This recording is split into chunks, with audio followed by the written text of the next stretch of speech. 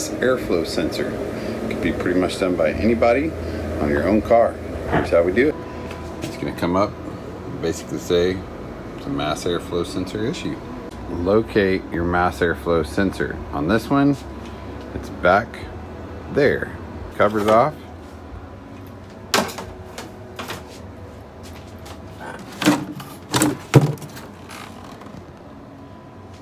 And there she is.